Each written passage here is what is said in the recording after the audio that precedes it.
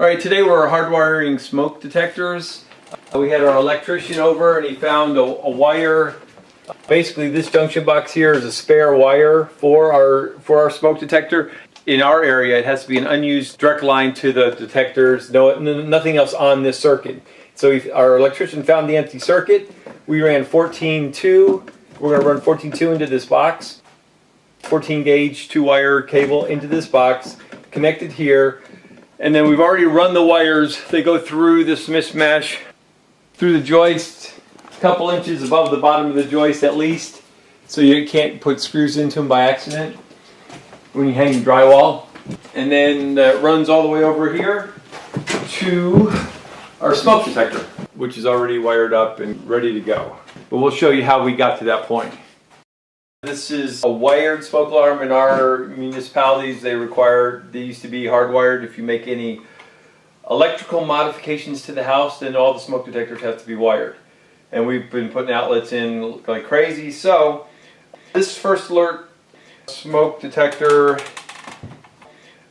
this is just how they come, the battery. This cord is an automatic just plug for the back of that, but first we have to wire them in.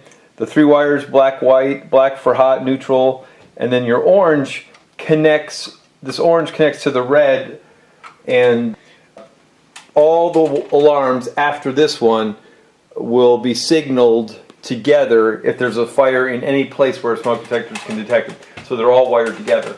So right now, it's just a matter of, we have coming in, one of these wires is a 14-2, that's what the smoke detectors require. 14 gauge, 2-strand, a black and a white, plus or ground.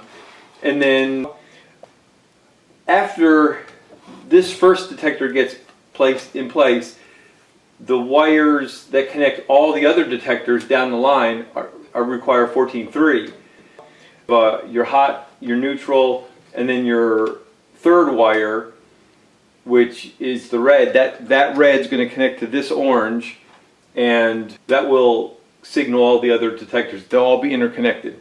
The rule is that the detector has to be within 12 inches of the ceiling, and there's a whole host of other smoke detector rules. They can't be in dead air spaces. This one is within 20 feet of where our island is going to be, where the cooktop is going to be, and because of that it has to have a mute button, because in the kitchen area they can sometimes go off if someone's not cooking quite rightly.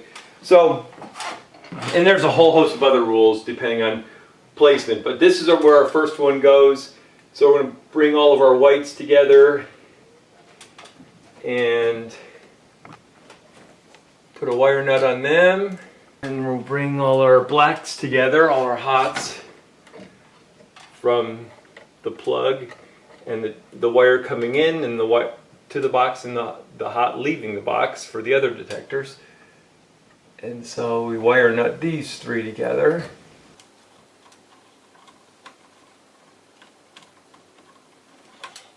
And now on this one we just have our 2 reds. We have remember the 14-2 cable just had a hot white in the ground, and it's the 14-3 that leaves this detector and goes to the other ones that has the red. So that's this orange from the detector plug connects to the red, and that helps all of them talk together and go off together if need be. And then here's our 2 grounds, and we'll connect those.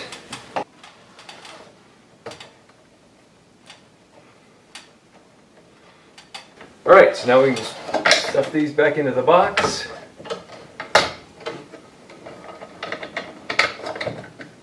The boxes don't come with screws, so we found some screws that'll fit. And put your cover on.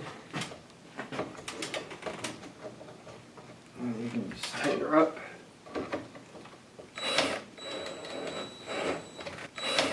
Good to go. When the smoke detector comes, the battery's in backwards.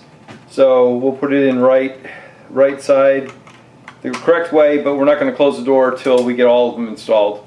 But anyway, there's two prongs together and one further away, and this plug has two holes on one side and one on the other, and that's how make sure you can foolproof line these up, and it clicks and it's plugged in, and then this just sits inside this ring and it dials around there. And that's all there is to it. Just rinse and repeat with all the others. And all the others are going to have two 14.3 wires instead of the 14.2 and one 14.2 and one 14.3, because these are all going to interconnect to each other. That's it. We have one done, 7 to go. This smoke detector, we only need, per our codes here, we only need one on the main floor. Every area is different, but typically you need one in every bedroom, one in the hallway in front of the bedrooms. Check your local code just to make sure you're doing yours correctly, because they're quite varied and very detailed. Thanks for viewing. Hope it's informative for you. Please subscribe. Bye-bye.